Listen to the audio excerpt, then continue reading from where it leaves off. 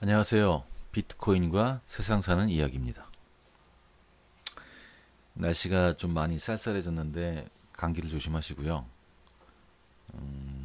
제가 원래 오늘부터 그 비트코인 기초에 대한 강의를 좀 준비하고 있어요. 강의라기보다 그 정말 모르시는 분들을 위해서 제 나름대로 한번 좀 설명을 드리고 싶어서 강의를 좀 준비하고 있었는데 이 며칠 보니까 비트코인 캐시가 급등을 하고 비트코인이 좀 빠지고 하드포크는 취소가 되고 뭐 이러한 일련의 상황들이 좀 있어서 간략하게나마 먼저 이걸 좀 먼저 녹음을 해놓고 그리고 강의를 좀 하려고 합니다. 저는 원래 상품 선물을 거래하던 사람이고요. 비트코인 거래하고 투자한 지는 뭐 그렇게 오래되진 않았습니다. 한 뭐 60만 원대부터 시작을 했으니까. 자, 이 비트코인 캐시가 정말 많이 오르네요. 지금 뭐 113만 원.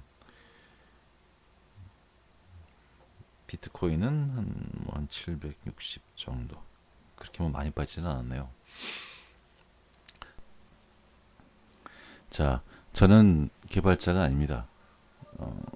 코딩도 잘 모르고 그렇게 딱히 관심도 없고 물론 기술에 관심이 없는 건 아니지만 이렇게 여러분들한테 어떤 근거를 설명할 만큼의 지식을 갖고 있는 건 아니에요. 하지만 제가 굳이 이런 얘기를 드리는 이유는 비트코인 캐시라는 부분에 대해서 너무 사람들이 기술적으로 문제가 많고 한계가 있고 안 좋은 코인이다라고 이야기를 하는 걸 제가 많이 들었기 때문이에요.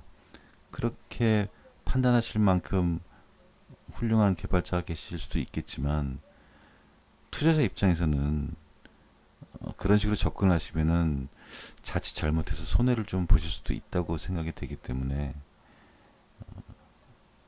그렇게 보시지는 않으셨으면 하는 바람에서 드리는 말씀입니다. 그렇다고 제가 뭐 비트코인 캐시가 좋은 코인이니까 사라고 드리는 말씀이 아니라 주식도 마찬가지지만 이 모든 거래에는 이유가 있어요. 아니 땐 굴뚝에 연기가 나지 않습니다. 물론 이제 잡주들이 작전을 할 때 물론 그런 일이 생길 수 있지만 제가 볼 때 이 비트코인 캐시가 뭐 한국에서 거래량이 많다고 해서 한국인들의 의지로 오르락 내리락 하는 것 같지는 않아요. 한국에서 거래되는 패턴을 보면 대부분 추정 세력이거나 어떤 외부의 자금이 들어와서 거래를 하는 경우가 있어 보이지 뭐 한국인들이 어떤 흐름에 휩쓸려서 가격을 좀 왜곡시키거나 이렇게 보이진 않습니다.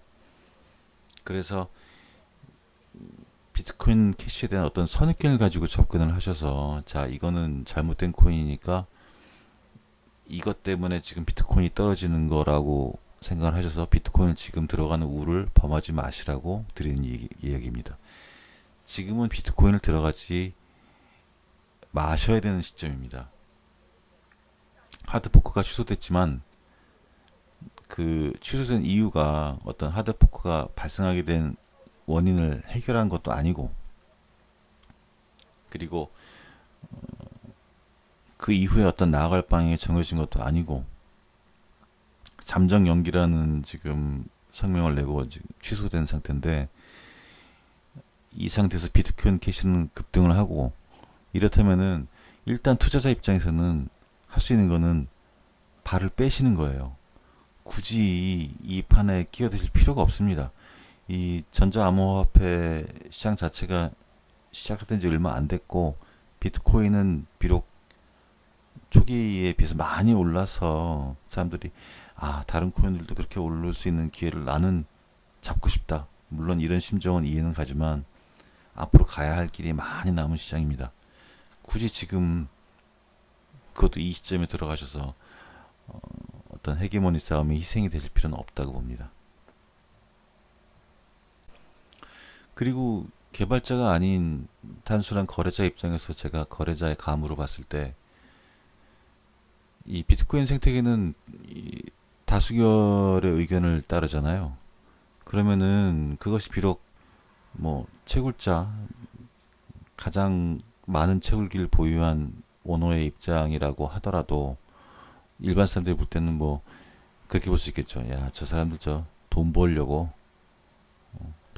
이 원래 코어 개발자들의 순수한 의도를 더럽히던 나쁜 놈들.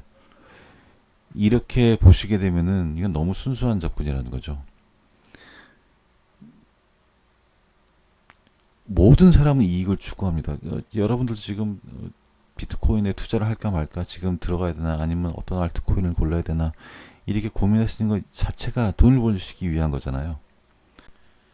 그래서 어떠한 개인이건 집단이건 자신들의 이익을 추구한다는 걸 비난할 수는 없는 겁니다. 그런데 더군다나 그 사람들이 어떤 힘을 가졌다면은 투자자 입장에서는 그걸 무시하면 안 되죠. 기술이라는 건 항상 변할 수 있는 것이고, 비록 지금 현재 비트코인 캐시라는 코인이 가진 기술력 자체가 한계가 있고 어떤 문제가 있다고 치더라도 기술은 변할 수 있는 것이고,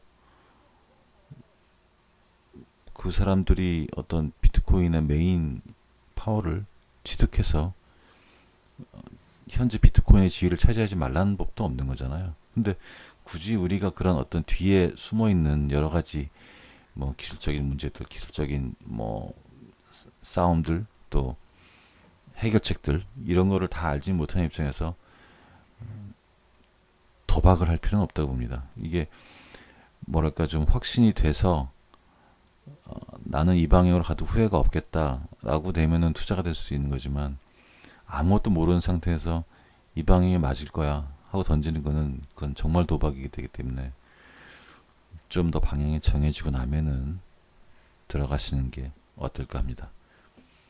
그리고 제가 볼 때는 이 캐시의 방향이 그렇게 틀리다고 보지도 않아요.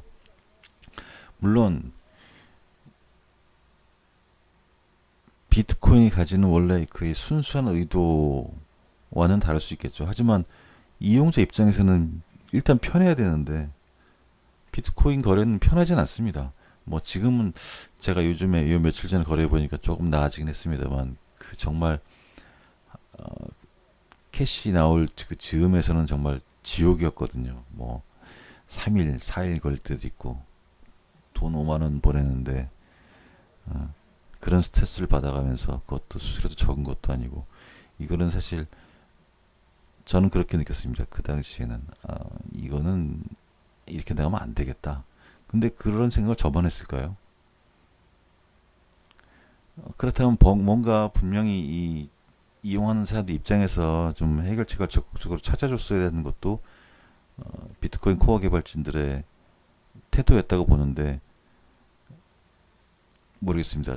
이 기술적인 부분을 제가 잘 몰라서 그럴 수도 있겠지만 분명히 고리타분하고 답답해 보이는 면이 있었거든요. 지금도 그렇게 보이고,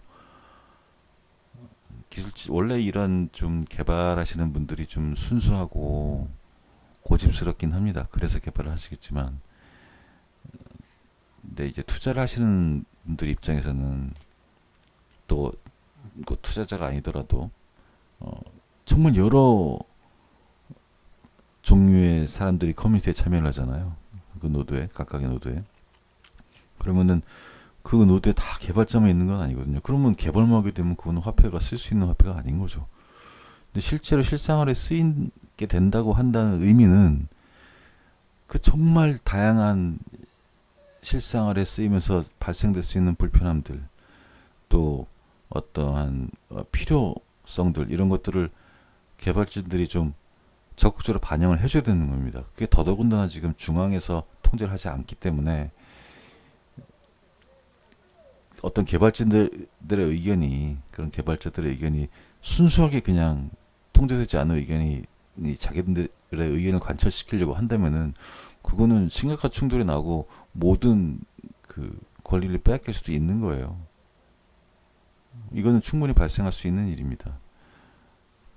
왜냐하면 이건 사람들이 실제로 써야 되는 기술이기 때문에 그런 부분을 분명히 개발진들도 좀 고려를 해야 되지 않을까, 좀 유연한 자세를 가져야 되지 않을까 싶은 게 제 생각입니다. 좀 비즈니스적인 마인드도 좀 있어야 된다. 분명히 그런 부분이 좀 보여요. 근데 이 우지안이라는 사람의 지금 행동을 보면은 분명히 이 사람은 단순한 장사꾼은 아닌 것 같아요. 여러분은 어떻게 보실지 모르겠지만 제가 볼 때는 이 하드포크 취소된 것도 어느 정도 계획에 좀 포함되어 있는 것처럼 보이기도 하고, 왜냐면 이 하드포크가 취소되면서 비트코인이라는 이 원래 코어 개발진들이 얻은 게 없거든요. 이 하드포크는 언제든지 다시 일어날 수도 있고, 그리고 만약에 다시 하드포크가 일어났을 때 비트코인이 과연 어느 쪽이 원래 비트코인이고 최종적으로 어떤 비트코인이 승자가 될지 모른다는 점만 부각된 상태에서 끝났잖아요. 해결되지도 않고. 그런 상태라면은 비트코인 캐시가 자기들은 지금 거래 화폐로서의 기능에 집중하겠다고 한 상태고, 좀 반사이익을 볼 수도 있는 상태라고 봅니다. 만약에 거래가 실제로 그들이 원하는 대로 좀 더 활발하게 일어나고, 그렇게 돼서 채굴도 좀 더 그 사람들이 원하는 대로 활발하게 일어나서 좀 더 큰 해시파워를 가지게 되고, 그렇게 되면 모르는 거죠. 화폐의 생명력이라는 건 어떻게 쓸지 모르는 거니까. 뭐 원래 초기에 인터넷에서 그랬듯이 그때 초기에 지금의 그 인터넷 기업들이 있었던 건 아니잖아요. 시간이 지나면서 그 필요성에 제대로 적응을 하고, 그 소비자들이 필요한 부분을 제대로 긁어줬던 기업들이 지금 성공을 하는 거기 때문에 이 비트코인도 마찬가지라고 봅니다. 아무리 오리지널 값어치가 훌륭하고 그 이상과 뜻이 높고 순수한 가치를 가졌더라도 그 이유만으로 그 값어치를 보존받을 수는 없다고 봐요. 이건 시장이니까요. 이 시장 논리에 의해서, 또 그 시장에 참여하고 있는 구성원들의 다수결에 의해서 진행이 되고 있는 시스템이기 때문에 더더군다나 한번 막히게 되면 걷잡을 수 없는 일이 발생될 수도 있다고 봅니다. 그런 관점에서 당분간 좀 상황을 지켜보시면 좋지 않을까 싶네요. 자, 그래서 일단 오늘 간단하게 좀 요약을 해보자면은, 비트코인 캐시가 지금 급등을 하고 있는데 사실 내막은 잘 모르겠습니다.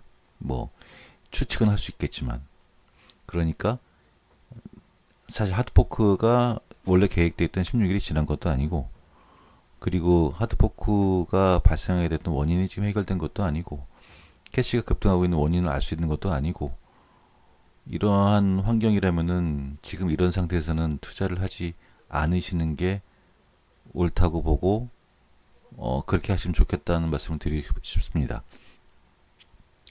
비트코인이 빠졌다라고 하더라도 빠지는 거는 어디까지 빠질지 예측을 할 수 있는 게 아니거든요. 그리고 캐시가 오르는데 어디까지 오를 수 있다고 판단을 할 수 있는 것도 아니고, 그러니까 돌아가는 상황을 지켜보시고, 일단 16일도 지나고 11월 달도 지나는 정도까지는 좀 보셔야 될 것 같아요. 이렇게 보시면서 저도 만약에 뭐 또 어떤 뉴스가 나온다든지, 제 개인적으로도 어떤 느낌이 온다든지, 어떤 분석이 되면은 또 올려보도록 하겠습니다. 자, 그러면은 추위에 감기들 걸리지 마시고, 겨울 준비 잘 하시고, 돈들 잘 지키셔서 나중에 돈 많이 벌 수 있는 기회가 왔을 때 또 좋은 투자들 되시길 바라겠습니다. 감사합니다.